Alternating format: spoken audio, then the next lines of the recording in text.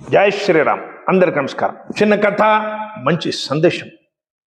వెనకాలో మనం చిన్నప్పుడు ఒక కథ చెప్పేవాడు. ఒక మంత్రికుడు ఉండేది, ఆయనకి మరణమే లేదు. ఎవరు కొట్టినా చేసినా ఏం చంపినా వాడు సస్త లేకుండే. ఎవరో చెప్పారంట, అరే ఇట్లా వాడు సస్తలేడు, 7 సముద్రాల వద్ద ఒక భయానకమైన అడవి ఉంది, అడవిలో ఒక గట్టు ఉంది, ఆ గట్టులో ఒక గుహ ఉంది, ఆ గుహలో ఒక పంజరం ఉంది, పంజరంలో ఒక చిలుక ఉంది, ఆ చిలుకలో వీని ప్రాణం ఉంది. మంత్రికుడు చంపాలి.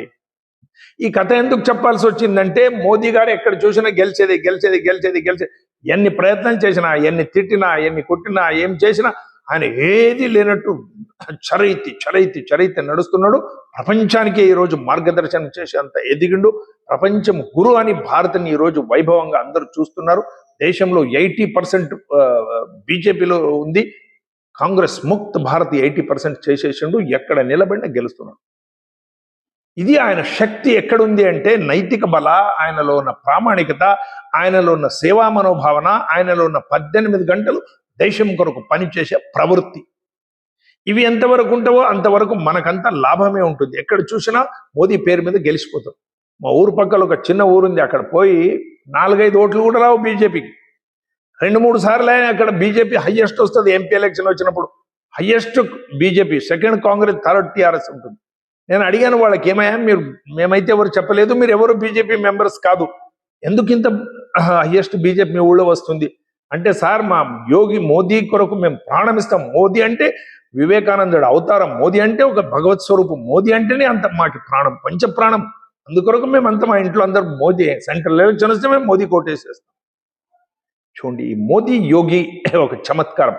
మైనస్ మోదీ మైనస్ యోగి దేశం ఎట్లా ఉంటుందో ఒకసారి ఆలోచించండి. వీళ్ళేమో ఇంకా 500 సంవత్సరాలు 1000 సంవత్సరాలు ఉండరు. మేమంతా ఆ మాదిరిగా తయారు కావాలి. ప్రతి కార్యకర్త మోదీ కావాలి. కార్యకర్తలు ఉన్నారు. ఈ దక్షిణ భారతంలో రాజకీయ నాయకుల్లో ఆ ఒక చైతన్యం లేదు అంటే తప్పు కాదేమో, నేను వాళ్ళని నిందిస్తలేదు, అది కావాలి. ఆ ప్రామాణికతన, ఆ నైతికత, ఆ 18 గంటలు పనిచేయడము, ప్రతి కార్యకర్తకి సంపర్కం మంచిగా ఉండడం. నితిన్ గడ్కరీ గారు ఒకసారి చెప్పిండ్రు, ఒక కార్యకర్త ఏం అడుగుతాడు, నాయకంతో హైదరాబాద్కో బెంగళూరుకో పోయినప్పుడు పక్కలో నిలబడి ఒక ఫోటో తీసుకుంటే వాడు సంతోషిస్తాడు. మీరు నమస్కారంకి ప్రతి నమస్కారం చేయనట్టు వెళ్ళిపోతారు, పక్కలో నిలబడి ఫోటో దిగుతలేరు, కార్యకర్త ఎంత నారాజు అవుతాడని. అంత ఉరుకుడే ఉరుకుడు ఉరుకుడు ఉరుకుడు ఉరుకుడు, నమస్కారంకి ప్రతి నమస్కారం లేనంత బిజీ.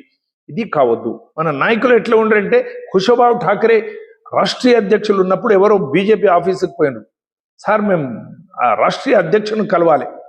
ఒక మనిషి అక్కడ బట్టలు ఉతుకుతున్నాడు. అక్కడ పావులకి ఒక సాబున్ దొరుకుతుండే ఆ కాలంలో, నల్లగా ఉంటుండే చిన్న సాబున్, ఆ సబ్బు అంటించి బట్టలు ఉతుక్కుంటుండడు. మేము రాష్ట్రీయ అధ్యక్షుని కలవాలంటే ఆయన పక్క ఇలా తిరిగి చూసిండు, నేనే రాష్ట్రీయ అధ్యక్షుని, బట్టలు ఉతుక్కుతున్నా, లాంచ్లో కూర్చోండి వస్తా అన్నారు. ఆశ్చర్యం. మహాన్ వ్యక్తి తన బట్టలు తాను ఉతుక్కుంటూ, ఎంత సింపుల్ జీవనం. అటల్ బిహారీ వాజ్పేయి గారు చెప్పులు తెగింది, నానాజీ దేశ్ముఖ్ గారి ఇంటికి పోయినరు. అరే ఆప్కాతో చెప్పలు పడ్డాయా, నయా చెప్పలు లే లీజియే, 20 రూపాయలు ఇచ్చిండు. 3 రోజుల తర్వాత పోతే మళ్ళీ అదే చెప్పులు. ఆయన అడిగిన, నేను 20 రూపాయలు ఇచ్చింటి, నువ్వు ఎందుకు చెప్పులు కొనుక్కోలేదు అని వాజ్పేయిని అడిగితే, 2 రోజుల నుంచి భోజనం చేసి లేకుంటే మీరు ఇచ్చిన 20 రూపాయలు కడుపు నిండా భోజనం చేసినాం. దీన్ దయాళ్ ఉపాధ్యాయ మొఘల్ సరాయిలు ప్రాణం ఇచ్చిండు. శ్యామాప్రసాద్ ముఖర్జీ జైలు చనిపోయిండు. మన నాయకులంతా, అద్వానీ గారు ఈ రోజు కూడా ఒక చిన్న ఇంట్లో ఉంటున్నాడు. యోగి గారి చెల్లెలు ఈ రోజు కూడా ఒక చిన్న దేవస్థానం ముందర ఒక కొట్టు పెట్టుకుని టెంకాయ పూలు ఛాయ్ అమ్ముతుంది, బిస్కెట్ ఛాయ్ అమ్ముతుంది. ఈ రోజు కూడా నెట్ల కొడుచు వస్తుంది. యోగిగా మోదీ గారికి ఒక 100 crores 100 కోట్ల రూపాయలు వచ్చిన పైసలు నమామి గంగే కొరకు 4th క్లాస్ లేబర్ పిల్లల అభ్యాసం కొరకు ఇచ్చేసాడు. ఆయనకు వచ్చిన ప్రజెంటేషన్ దేశ విదేశాల్లో ఇచ్చింది. ఆయన కూడా ఆయనను చోర్ అంటారు, చౌకీదార్ చోర్ అంటారు, ఏదేదో ఇష్టం వచ్చినట్టు తిడతాడు. విచలితం కాడు ఆయన. ఎంత తిట్టినా నేను గాలియం ఒక ప్రూఫ్ హోగా అంటాడు. అంత ధైర్యంగా మాట్లాడతాడు. మహానుభావుడు. ఆ అవతారి పురుషుల్లో ఈ లక్షణం ఉంటుంది, వేరే ఎవరి దగ్గర ఉండదు. ఈ రోజు ఆయన ఉన్నాడు, మాకు దాని వాల్యూ తెలియకపోవచ్చు. తర్వాత వివేకానందని పూజించినట్లు ఈ దేశం మొత్తం మీద మోదీని పూజిస్తారు. ఆ మాలాంటి మహాన్ వ్యక్తుడు. ఆ గుణం మాలో కూడా రావాలి, ఆ గుణం మాలో కూడా ఉండాలి, ఆ నైతికత కొంతైనా మనలో కూడా ఉండాలి, ఆ ప్రామాణికత కొంత అయితే మనలో కూడా ఉండాలి. అప్పుడే బీజేపీ మిగులుతుంది, లేకుంటే బీజేపీ కూడా అదే గతి వస్తుంది. కాంగ్రెస్ 50-60 సంవత్సరాలు ఎందుకు నడిచింది? గాంధీ పేరు మీద. గాంధీ అంటే కాంగ్రెస్, కాంగ్రెస్ అంటే గాంధీ. దేశంకి స్వతంత్రం ఇచ్చింది కాంగ్రెసే అనే భ్రమలో ప్రజలు 50 సంవత్సరాలు దానికి అధికారం ఇచ్చేసింది. ఈరోజు మోదీ నైతిక బలం నుంచి మేముండం సబ్కా సాత్ సబ్కా వికాస్ 140 కోట్ల భారతీయులు మనవాళ్ళని పగులు రాత్రి 18 గంటలు పనిచేస్తున్న మహాన్ వ్యక్తి మోదీ. ఆ మోదీ గుణం మన నాయకుల్లో రావాలి, విశేషంగా దక్షిణ భారతంలో బీజేపీ నాయకుల్లో రావాలి. ప్రతి ఒక్కరు కూడా అంత ప్రామాణికంగా నైతికంగా ఉండాలి. కార్యకర్తలు అలాగే ఉన్నారు, కష్టపడుతున్నారు. ఎలక్షన్స్ నేను చూస్తుంటా, చాలా కష్టపడతారు కార్యకర్తలు. నాయకుల్లో మార్పు రావాలి. మార్పు నాయకుల్లో రాకుంటే మనకు కూడా ఈరోజు కాంగ్రెస్ పట్టిన గతే మనకు కూడా ఒక రోజు పడుతుంది. జాగ్రత్త. మేమంతా మోదీ అనుయాయులు అని చెప్పుకునే వాళ్ళంతా మోదీ కొరకు, మోదీ ఎట్లా ఉన్నాడో అట్లా మనలో కూడా గుణం ఉండాలి. ये अर्पण की भूमि है, ये तर्पण की भूमि है, ये वंदन की भूमि है, अभिनंदन की भूमि है. మన జీవితం ఎట్లా ఉండాలనే దానికి పద్యం. इस देश के कंकर कंकर में शंकर है, इस देश के बिंदु बिंदु में गंगा है.